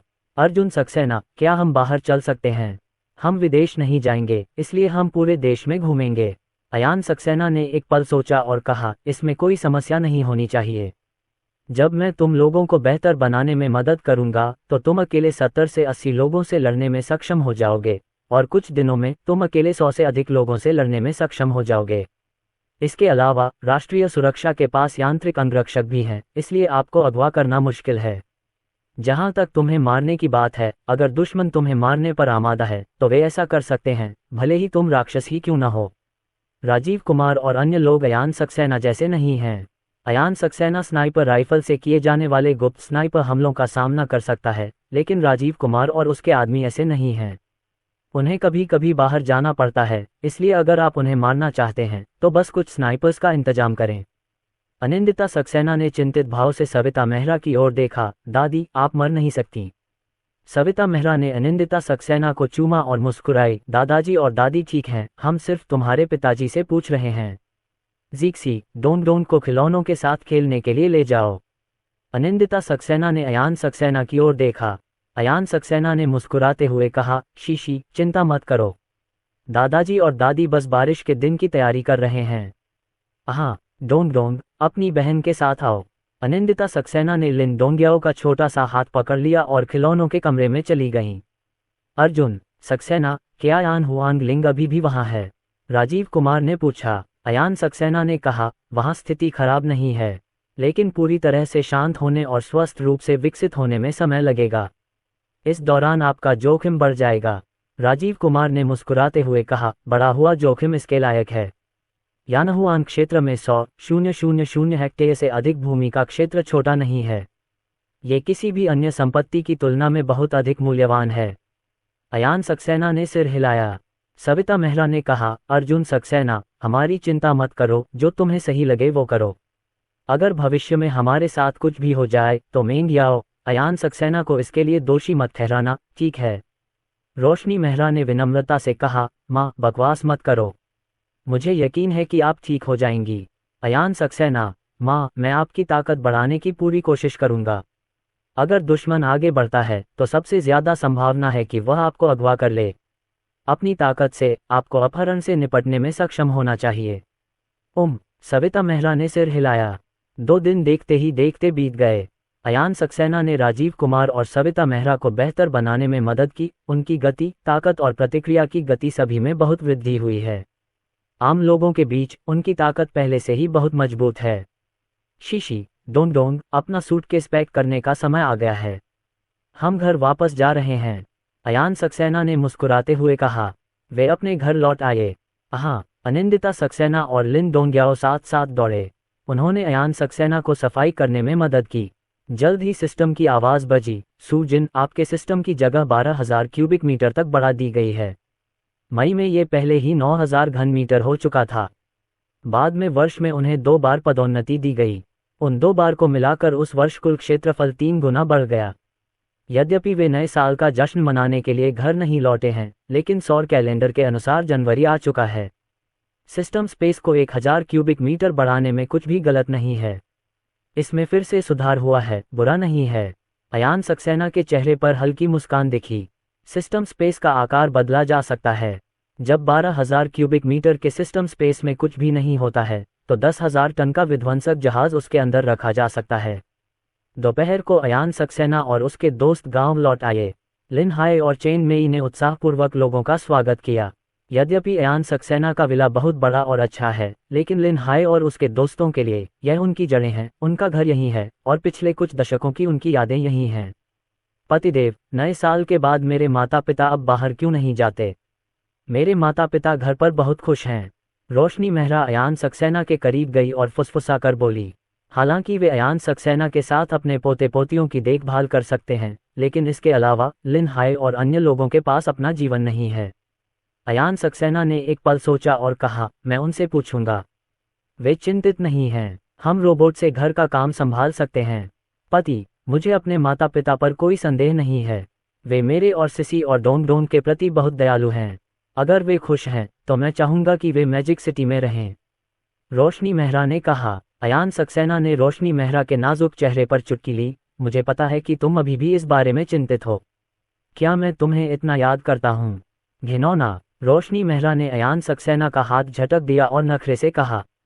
अयान सक्सेना ने रोशनी मेहरा की कलाई पर चुटकी काट ली। प्रिय, हिलना मत, मुझे अपनी नब्ज देखने दो। जल्द ही अयान सक्सेना की आंखें चमक उठीं। रोशनी मेहरा ने तुरंत पूछा, पति जी, क्या आप गर्भवती हैं? अयान सक्सेना ने खुश होकर कहा, मैं गर्भवती हूँ। रोशनी मेहरा ने हाथ बढ़ाकर अपने सपाट पेट को छुआ। क्या वे जुड़वा हैं? अयान सक्सेना, बेशक आपको 2 गोलियां लगी हैं, इसलिए आपके गर्भ में जुड़वा बच्चे होंगे और आप निश्चित रूप से ड्रैगन फीनिक्स जुड़वा को जन्म दे रही हैं। भ्रूण पहले से ही सामान्य रूप से विकसित हो रहे हैं। अयान सक्सेना ने 2 दिन पहले बीज बोए थे। बुवाई के बाद ये पुष्टि करने में थोड़ा समय लगता है कि बुवाई सफल रही। बहुत अधिक। रोशनी मेहरा बहुत खुश थी। एक साधारण परिवार के लिए एक बेटा और एक बेटी बहुत ज्यादा होती है, लेकिन अयान सक्सेना जैसे परिवार के लिए ये थोड़ा दुर्लभ है। आखिरकार उनके पास खदानें तो हैं। ये भी कहा जा सकता है कि उनके परिवार के पास वास्तव में एक सिंहासन है जिसे विरासत में प्राप्त करने की आवश्यकता है। यानहुआन क्षेत्र का क्षेत्रफल 2 बंग देशों से बड़ा है। पतिदेव, मैं अभी गर्भवती हुई हूँ, चलो इसे अभी गुप्त ही रखें। रोशनी मेहरा फुसफुसाए। अयान सक्सेना ने सिर हिलाया। पत्नी, कृपया अपने आप पर अधिक ध्यान दें। अध्याय 588। उत्परिवर्तित ऑक्टोपस हमला करता है। 10 दिन बाद हैनान में कहीं राजीव कुमार और सविता मेहरा यहाँ छुट्टियां मनाने आए थे। उनकी सुरक्षा के लिए केवल 24 राष्ट्रीय सुरक्षा गार्ड थे और उन्हें 3 समूहों में विभाजित किया गया था। प्रत्येक समूह में केवल 8 लोग थे, लेकिन उनकी सुरक्षा के लिए 1 दर्जन से अधिक रोबोट हैं और उन सभी को विशेष रूप से संशोधित किया गया है। उनके हाथों से शक्तिशाली विद्युत धारा निकलती है जो मनुष्य की तो बात ही छोड़िए, हाथी को भी जमीन पर गिरा सकती है। नजदीकी लड़ाई में ये मशीनें बहुत मजबूत होती हैं। लंबी दूरी के हमलों के लिए वे आग्नेयास्त्रों का इस्तेमाल कर सकते हैं। पिस्तौल, राइफल, स्नाइपर राइफल, ये सभी वे अपने साथ रखते हैं। बूढ़े आदमी, जल्दी आओ, मुझे आराम महसूस हो रहा है। सविता मेहरा ने नीले समुद्र में आवाज लगाए। बिल्कुल अभी, राजीव कुमार ने ऊंची आवाज में कहा। इस समय सविता मेहरा का शरीर एकदम से डूब गया और राजीव कुमार का चेहरा बदल गया। सविता मेहरा इतनी तेजी से डूबी मानो उसे किसी चीज ने पानी के अंदर खींच लिया हो। प्लॉप! राजीव कुमार तुरंत पानी में कूद गए। 20 या 30 मीटर दूर पानी की तलहटी में एक ऑक्टोपस सविता मेहरा से उलझा हुआ था और उसके तंतु पर लगे सक्शन कप सविता मेहरा से कसकर चिपके हुए थे। साधारण ऑक्टोपस के सक्शन कप इंसानों को नहीं पकड़ सकते, लेकिन यह ऑक्टोपस काफी बड़ा है और इसके सक्शन कप काफी शक्तिशाली हैं। उसने सविता मेहरा को पकड़ लिया और उसे समुद्र की गहराई में खींचने की कोशिश की। पीना! सविता मेहरा ने ऑक्टोपस के तंतु पकड़ लिए। उसकी शक्तिशाली शक्ति अचानक फूट पड़ी और उसने तंतु को दूर धकेल दिया। लेकिन ऑक्टोपस ने बहुत तेजी से प्रतिक्रिया की और उसके अन्य 2 स्पर्शक तेजी से सविता मेहरा के शरीर को चूसने लगे। आम लोग निश्चित रूप से ऐसी स्थिति का सामना करने पर घबरा जाएंगे। समुद्र में आपातकालीन स्थिति में आम लोग समुद्र के पानी में भीग सकते हैं, लेकिन सविता मेहरा घबराई नहीं। उनमें आंतरिक शक्ति है और वे बिना किसी परेशानी के 10 मिनट तक अपनी सांस रोक सकती हैं। पीना! सविता मेहरा ने ऑक्टोपस का दूसरा तंबू बाहर निकाला, लेकिन अगर वह उसे बाहर निकालती तो ऑक्टोपस के पास उसे उलझाने के लिए दूसरा तंबू होता। ऑक्टोपस के 8 अंग होते हैं, लेकिन उसके केवल 2 हाथ होते हैं। प्रिय, मैं आ रहा हूँ। राजीव कुमार बहुत तेज गति से तैरकर आगे बढ़े। पानी में उनकी गति एक सामान्य व्यक्ति से कहीं ज्यादा थी। ऑक्टोपस को अपनी पत्नी के साथ उलझा देख राजीव कुमार तुरंत मदद के लिए आगे बढ़े। उसके पास चाकू नहीं था, इसलिए उसने उसे ऑक्टोपस की आंख पर तान दिया। ऑक्टोपस दर्द से हिंसक रूप से संघर्ष कर रहा था। भाड़ में जाओ! राजीव कुमार ने ऑक्टोपस की दूसरी आंख पर भी जोरदार वार किया। अगले ही पल ऑक्टोपस की दोनों आंखें अंधी हो गईं, लेकिन उसने अभी भी सविता मेहरा को अपने शिकंजे में जकड़ रखा था। जब राजीव कुमार उसके शिकंजे को खोलने की कोशिश करते तो नए शिकंजे निकल आते। उन दोनों के पास कुल मिलाकर केवल 4 हाथ हैं, जबकि ऑक्टोपस के पास 8 हैं और राजीव कुमार के पास कोई हथियार नहीं है। इसी समय 2 राष्ट्रीय सुरक्षा अधिकारी वहां पहुंचे। पानी के अंदर सांस रोकने की उनकी क्षमता उतनी मजबूत नहीं थी, लेकिन फिर भी वे कुछ समय तक ऐसा कर पाए और उन्होंने राजीव कुमार तथा अन्य लोगों को बचाने में मदद की। लेकिन इससे पहले कि राजीव कुमार और उनके दोस्त किनारे पर पहुंच पाते, कई और ऑक्टोपस आ पहुंचे। पानी में डूबे राजीव कुमार का चेहरा बदल गया। उसके मन में एक विचार कौंधा, यह एक जाल था। ऑक्टोपसों ने लोगों को बचाने के लिए जानबूझकर उन्हें समुद्र में जाने दिया और फिर बाकी ऑक्टोपस उन्हें खींचकर ले जाने लगे। तभी 2 मोटरबोट आ गईं। प्रत्येक मोटरबोट पर 2 रोबोट सिमुलेटर हैं। वे तुरंत पानी में कूद पड़े। सिम्युलेटर ऑक्टोपस और राजीव कुमार के बीच खड़ा था। राजीव कुमार और उनके दोस्तों ने तेजी से नाव चलाए और आपस में थोड़ी दूरी बना ली। चारों सिमुलेटरों ने तुरंत विद्युत झटका छोड़ा। पीछे रह गए 2 राष्ट्रीय सुरक्षा अधिकारी सुन्न हो गए तथा उनका पीछा कर रहे कई ऑक्टोपसों के शरीर अचानक अकड़ गए। कुल 5 ऑक्टोपस थे। चारों सिमुलेटर ने उनके टेंटिकल्स पकड़े और वापस चले गए। जल्द ही राजीव कुमार और उनकी टीम सबसे पहले किनारे पर पहुंच गई। थोड़ी देर बाद मशीन वाले भी वापस आ गए। उनके शरीर तैरने के लिए बहुत पतले हैं, लेकिन उनके पतले शरीर के कारण वे समुद्र तल पर चल सकते हैं। बकवास। सभी 5 ऑक्टोपस को ऊपर खींच लिया गया। कुरूप। सविता मेहरा ने भौहें सिकुड़ी। राजीव कुमार ने कहा, वे साधारण ऑक्टोपस नहीं हैं। मुझे ऐसा लगता है कि उन्होंने जानबूझकर हमें समुद्र में खींच लिया। पास में खड़े एक रोबोट ने कहा, दुनिया में ऐसा कोई ऑक्टोपस नहीं है। वहां उपस्थित कई राष्ट्रीय सुरक्षा सदस्यों के चेहरे पर गंभीर भाव थे। उनमें से एक ने कहा, ऑक्टोपस आमतौर पर मनुष्यों पर हमला नहीं करते। मुझे लगता है कि इन ऑक्टोपस में कुछ गड़बड़ है। राजीव कुमार ने अपना सेल फोन उठाया। डिंग डिंग। जल्द ही राजीव कुमार ने अयान सक्सेना को फोन किया। पिताजी, क्या हुआ? अयान सक्सेना ने पूछा। वह फिलहाल अनिंदिता सक्सेना और अन्य लोगों के साथ स्नोबॉल फाइट खेल रहे हैं। राजीव कुमार, अर्जुन सक्सेना, हमारे यहाँ एक समस्या है। 5 ऑक्टोपस ने हम पर हमला किया है। ये ऑक्टोपस 2 मीटर से ज्यादा लंबे और बहुत मजबूत हैं। रोबोटों ने उन्हें अचेत कर दिया और फिर उन्हें किनारे तक खींच लिया। अयान सक्सेना के हाव भाव थोड़े बदले हुए थे। पिताजी, आप लोग ठीक तो हैं? राजीव कुमार, यदि हम सामान्य लोग होते तो वे हमें घसीट कर ले जाते, लेकिन हम पानी में उनसे लड़ने में सफल रहे और रोबोट को अपने ऊपर ले जाने में सफल रहे। पिताजी, सावधान रहें। फोन रखने के बाद अयान सक्सेना ने ढेर सारी तस्वीरें इकट्ठी कीं। ये तस्वीरें ज़ियाओबेई द्वारा भेजी गई थीं। इसमें समुद्र में रोबोट द्वारा ली गई तस्वीरें भी हैं। ये बहुत तेजी से आगे बढ़ रहा है। अयान सक्सेना मन ही मन बुदबुदाया। वह एक नज़र में बता सकता था कि यह एक आनुवंशिक रूप से संशोधित जीव था और संभवतः इसे तोसाकुरा देश में बनाया गया था। डिंग डिंग। कुछ ही देर में अयान सक्सेना का फोन फिर से बज उठा। इस बार अरुण राव ने फोन किया और उन्हें रिपोर्ट प्राप्त हुई। मिस्टर सक्सेना, आप इस ऑक्टोपस हमले के बारे में क्या सोचते हैं? फोन के दूसरी ओर अरुण राव ने गंभीरता से कहा। अयान सक्सेना, कमांडर जू, 80% से अधिक संभावना है कि ये ऑक्टोपस तोसाकुरा देश द्वारा बनाए गए थे। मुझे नहीं पता कि क्या यह एकमात्र ऐसा ऑक्टोपस है जिसे उन्होंने बनाया है या अन्य भी हैं। अरुण राव, क्या आप इसकी जांच कर सकते हैं? अयान सक्सेना ने कहा, मैंने अभी तक किसी भी जानकारी की जांच नहीं की है। ये जानते हुए कि मेरे पास कृत्रिम बुद्धिमत्ता है, वे इस संबंध में काफ़ी सतर्क हैं। चीफ जू, मुझे शोध के लिए 5 ऑक्टोपस में से 2 चाहिए। अरुण राव ने सहमति जताई। देश को उनका भी अध्ययन करने की जरूरत है। ऐसे 5 लोग हैं और निश्चित रूप से अयान सक्सेना के लिए उनमें से 2 का अध्ययन करना कोई समस्या नहीं है। फोन रखते ही अयान सक्सेना ने ताली बजाई। शीशी, डोंट, तुम सब कमरे में ही रहो और वार्म अप करो। हम सामान पैक कर रहे हैं और मैजिक सिटी वापस जा रहे हैं। पिताजी, क्या आप अब वापस आ रहे हैं? अनिंदिता सक्सेना ने कुछ अनिच्छा से कहा। गांव में कुछ बच्चे हैं और वे खूब आनंद उठा रहे हैं। अयान सक्सेना ने कहा, पिताजी दयालु हैं। अच्छा हो, वापस अंदर जाओ। आधे घंटे बाद अयान सक्सेना और उसके दोस्तों ने लिन्हे और उसके दोस्तों को अलविदा कहा। लिन्हे, चेन मेई और उनके दोस्त बाकी समय अपने गृहनगर में ही रहे। कुछ देर तक कार चलने के बाद अनिंदिता सक्सेना और अन्य लोग सो गए। प्रिय, क्या हुआ? रोशनी मेहरा ने संदेह से पूछा। अयान सक्सेना ने कहा, आपके माता पिता पर कुछ ऑक्टोपस ने हमला किया था। वे ऑक्टोपस संभवतः आनुवंशिक उत्पाद हैं। ये हमला संभवतः दुर्घटना नहीं है। रोशनी मेहरा का चेहरा बदल गया। प्रिय, क्या माँ और पिताजी ठीक हैं? अयान सक्सेना ने अपना सिर हिलाया। चिंता मत करो, उन्होंने ऐसा नहीं किया। रोशनी मेहरा ने राहत की सांस ली। प्रिय, क्या मेरे सास ससुर घर पर सुरक्षित हैं? अयान सक्सेना ने सिर हिलाया। गांव बाहर से ज्यादा सुरक्षित है। गांव में कोई भी बाहरी व्यक्ति आएगा तो नजर में आ जाएगा। गांव में सिर्फ एक ही सड़क है। अगर कोई किसी को गिरफ्तार करने गांव में आए तो उसका बचकर भागना नामुमकिन है। यदि आप किसी को मारना चाहते हैं तो पास के पहाड़ों में बहुत सारे यांत्रिक तेंदुए हैं। कुछ घंटों बाद अयान सक्सेना और उनकी टीम मैजिक सिटी लौट आए। 2 बड़े ऑक्टोपस भी तत्काल भेजे गए। मिस्टर सक्सेना, वे सभी एनेस्थीसिया के प्रभाव में हैं और अभी तक मरे नहीं हैं। Serious road. अयान सक्सेना ने सिर हिलाया।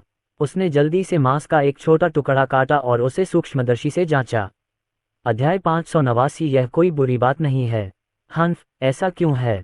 अयान सक्सेना ने हल्के से नाक भान सिकोड़ी। उन्होंने पाया कि इस ऑक्टोपस ने विभिन्न तकनीकों का उपयोग किया है, जिसमें जीन सम्मेलन तकनीक भी शामिल है जिसमें संयुक्त राज्य अमेरिका बेहतर है, तथा जीन संवर्धन तकनीक भी शामिल है जिसमें तोसाकुरा बेहतर है। दोनों कुछ मायनों में समान हैं, लेकिन कुछ अंतर भी हैं। Bang bang. प्रयोगशाला के एक कोने में कांच के टैंक में एक ऑक्टोपस जाग गया और अपने तंतुओं से कांच के टैंक पर वार करता रहा। ऑक्टोपस ने बहुत जोर से वार किया, लेकिन पानी में प्रतिरोध था और अयान सक्सेना का कांच का tank double layer bullet proof glass से बना था, इसलिए अगर उसका बल कई गुना अधिक भी होता तो भी वह उसे तोड़ नहीं सकता था। अयान सक्सेना आए साइड में।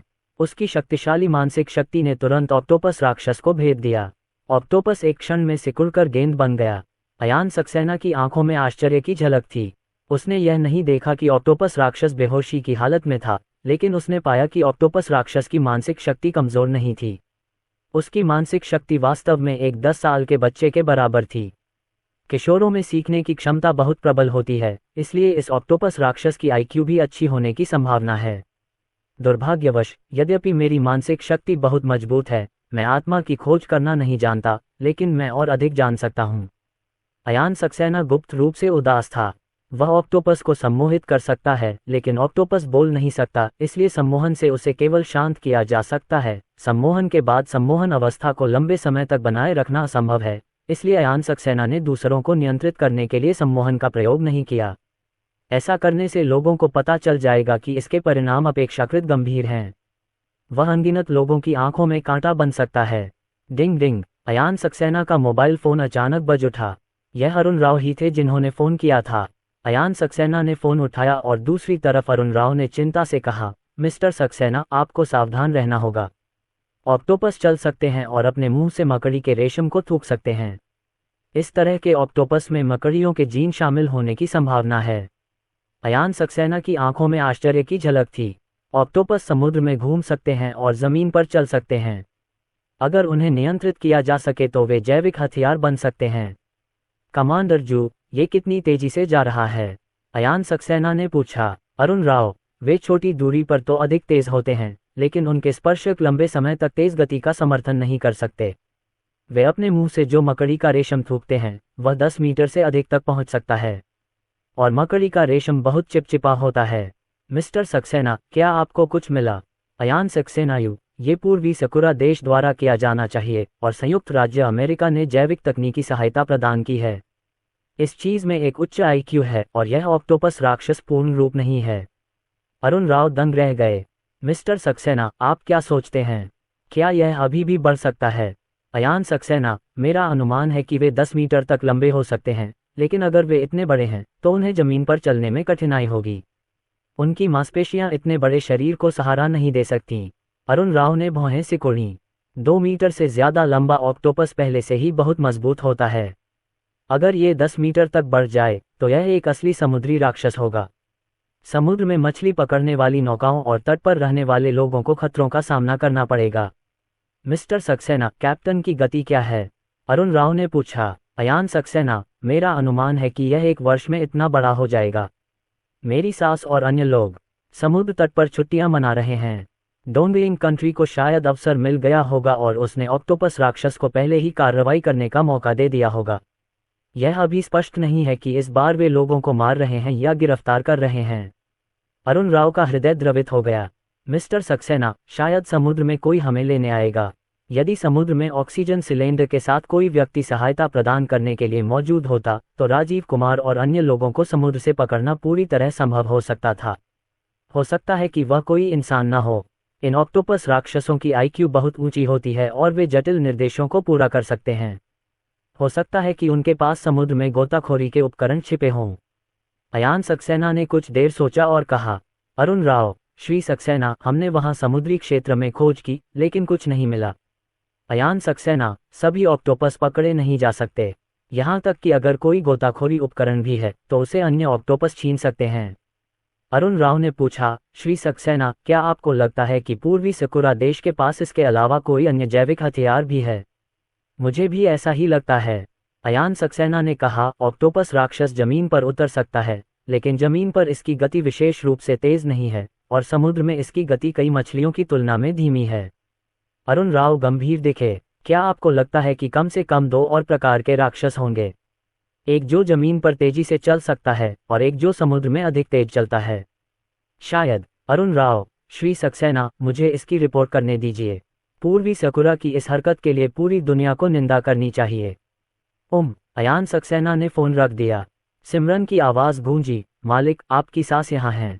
अयान सक्सेना भूमिगत प्रयोगशाला से बाहर आया। माता पिता, अयान सक्सेना ने मुस्कुराते हुए पुकारा। राजीव कुमार और सविता मेहरा ने एक एक पदक जीता। अनिंदिता सक्सेना और लिन डोंगयाओ को भी अपने दादा दादी की बहुत याद आई। डोंग, तुम दोनों थोड़ी देर दादी के साथ खेल सकते हो। जियाओलिन, चलो अध्ययन कक्ष में चलते हैं, मुझे तुमसे कुछ कहना है। राजीव कुमार ने लिन डोंगयाओ को नीचे उतारा और कहा। अयान सक्सेना और अन्य लोग अध्ययन कक्ष से बाहर चले गए और राजीव कुमार ने पूछा, अर्जुन सक्सेना, क्या ये ऑक्टोपस थोड़े असामान्य हैं? अयान सक्सेना ने सिर हिलाया। वे तोसाकुरा देश द्वारा निर्मित उत्परिवर्ती ऑक्टोपस होने चाहिए।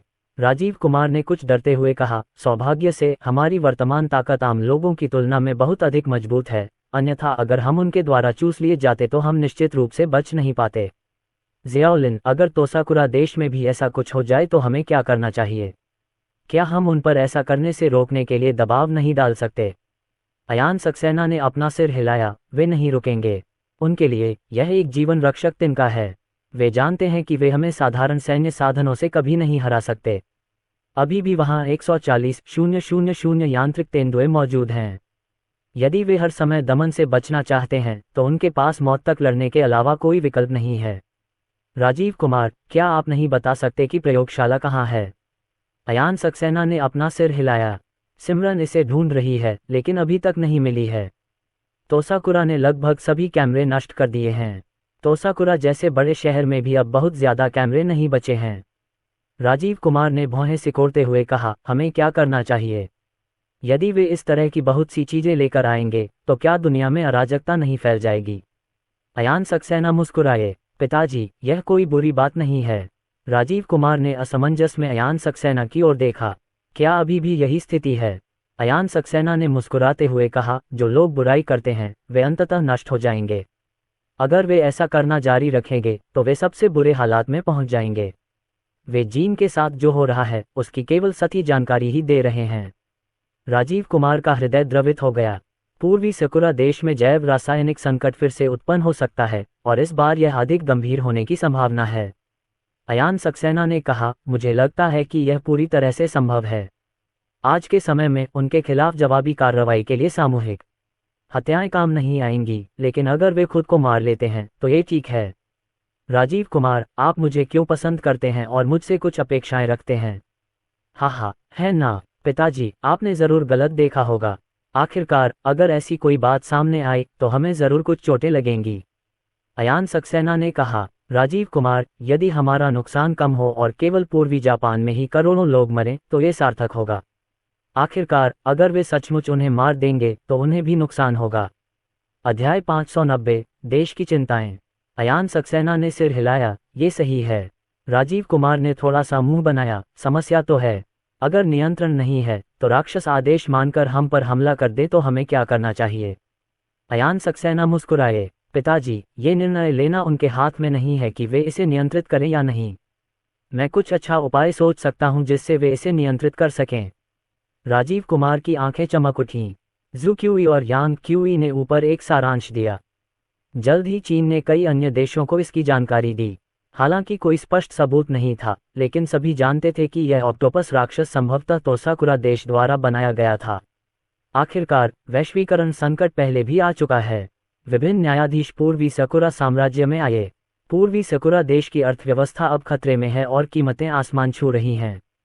क्या चल रहा है? तोसाकुरा देश के बुजुर्ग ने गहरी आवाज में कहा। अचानक इतने सारे देश उन्हें क्यों निशाना बना रहे हैं?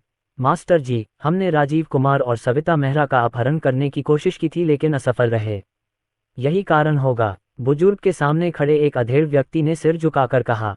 फुजीसा, भले ही अपहरण विफल हो गया हो, क्या केवल चीन ही हमें निशाना नहीं बना रहा है? अन्य देश भी प्रतिबंध क्यों लगा रहे हैं? बूढ़े आदमी ने भौहें सिकोड़ते हुए कहा। चीन अब उनके प्रति बहुत सख्त नहीं है। आखिरकार चीन में प्रवासी चीनी निकासी के बाद वापस नहीं लौटे हैं और उनके साथ चीन का व्यापार अब बहुत कम है। लेकिन कई अन्य देश इन्हें एक साथ लक्ष्य बना रहे हैं, जो भयानक है क्योंकि उनके पास संसाधन कम है और उन्हें बहुत अधिक आयात करना पड़ता है। फुजियो शिजुओ ने अपना सिर नीचे किया और कहा, मास्टर, हमने ऑक्टोपस बीस्ट को भेजा था। हमें लगा कि यह मूर्खतापूर्ण है, लेकिन हमने यह उम्मीद नहीं की थी कि ऑक्टोपस बीस्ट राजीव कुमार और उनके आदमियों को समुद्र में पकड़ लेगा और असफल हो जाएगा। भेजे गए ऑक्टोपस जानवरों में से 5 को चीन ने पकड़ लिया। श्री जी, उसने ऊंची आवाज में कहा, हम अभी बाहर क्यों जा रहे हैं? ऑक्टोपस अभी बड़ा नहीं हुआ है, हमें अभी भी समय चाहिए। टेंग योशिस, राजीव कुमार और उनके दोस्त समुद्र तट पर छुट्टियां मना रहे थे। हमने सोचा कि यह एक बहुत अच्छा अवसर है और हमने कार्रवाई की। हमने सोचा कि उन्हें गिरफ्तार करने से कोई दुर्घटना नहीं होगी। किसने सोचा होगा? बूढ़ा आदमी उदास लग रहा था। यह असफल क्यों हुआ? उनके लिए समुद्र में किसी को पकड़ना आसान होगा, है ना? वह जानता था कि उसने जो ऑक्टोपस पाले थे वे बहुत शक्तिशाली थे। उनके चूसने वाले कप आम ऑक्टोपस के चूसने वाले कप से कहीं ज्यादा शक्तिशाली थे। एक बार जब वे किसी व्यक्ति को चूस लेते तो विशेष बलों के राजा के लिए भी उनसे छुटकारा पाना मुश्किल हो जाता।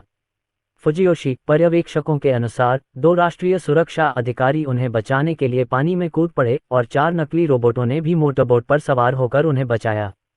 ग्वान और राजीव कुमार पहले किनारे पर गए और फिर 4 कृत्रिम रोबोटों ने 5 ऑक्टोपस को किनारे पर खींच लिया। जब 5 ऑक्टोपस किनारे पर आए तो उन्होंने कोई हलचल नहीं की। हमारे विश्लेषण से पता चला कि नकली रोबोट बिजली छोड़ने में सक्षम थे। बुजुर्ग ने गहरी आवाज में कहा, हमें योजना को जल्द पूरा करना होगा। चूंकि चीन ने 5 ऑक्टोपस प्राप्त कर लिए हैं, इसलिए वे निश्चित रूप से यह निर्धारित करने में सक्षम होंगे कि उन ऑक्टोपस को हमने ही बनाया था।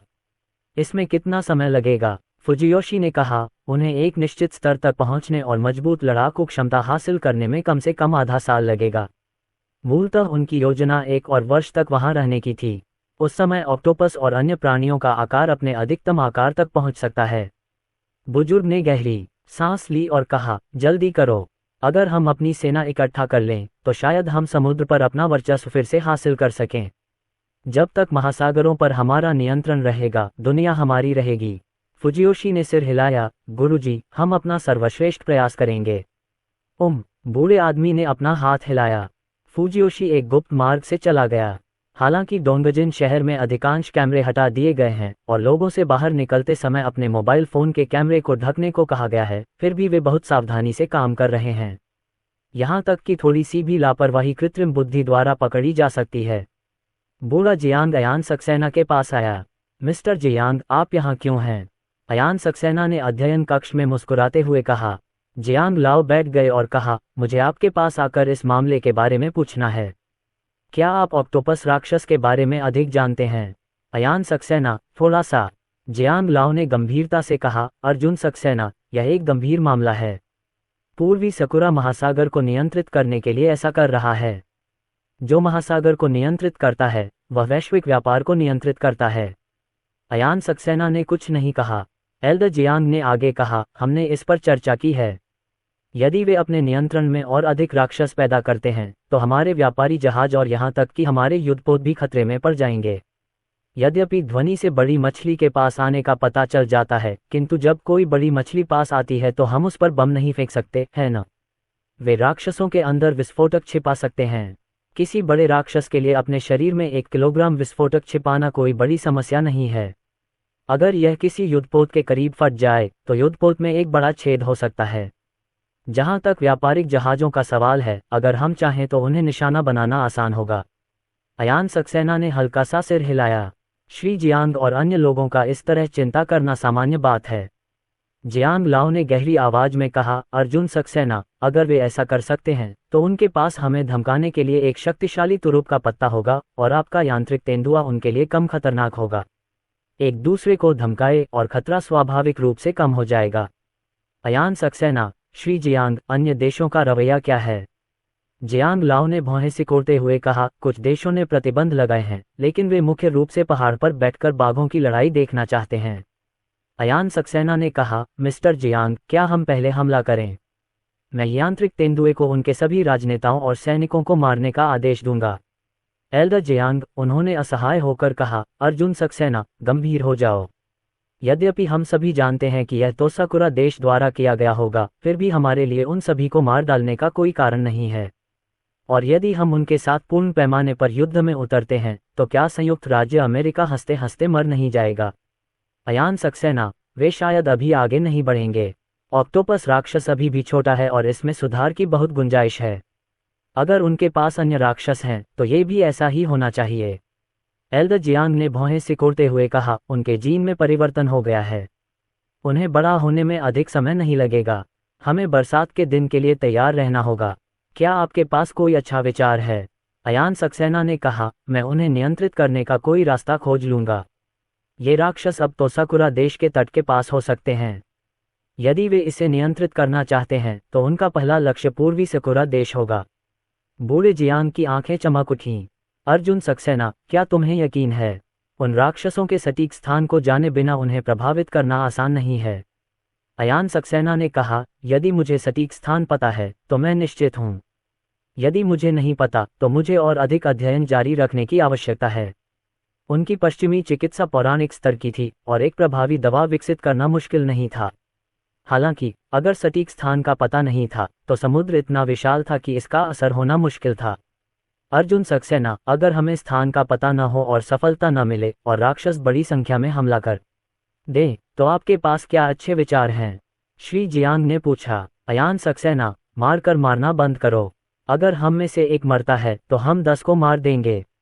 राक्षस यांत्रिक तेंदुए की तरह लोगों को उतनी तेजी से नहीं मार सकते। उन सभी को मार डालो और राक्षसों को नियंत्रित करने वाला कोई नहीं बचेगा। एल्डर जियांग, आपको कुछ ऐसा बनाने की कोशिश करनी चाहिए जिसे वे नियंत्रित कर सकें, और उन्हें प्रभावित करने का प्रयास करना चाहिए ताकि वे पूर्वी सकुरा देश को नुकसान पहुंचा सकें। अयान सक्सेना ने सिर हिलाया। जियांग लाओ, मैं यहाँ किसी और कारण से हूँ। आप बताओ। जियांग लाओ ने गहरी आवाज में कहा, हमें पता चला है कि जो व्यक्ति पहले आरव कपूर को ले गया था वह माया परिवार से हो सकता है। मुझे पता है, अयान सक्सेना ने शांति से कहा। वह इसे नहीं भूले हैं। लेकिन माया परिवार बहुत शक्तिशाली है, और उनके पीछे स्कल सोसाइटी है। अगर वह माया परिवार से निपटना भी चाहता है, तो उसे पर्याप्त रूप से तैयार रहना चाहिए।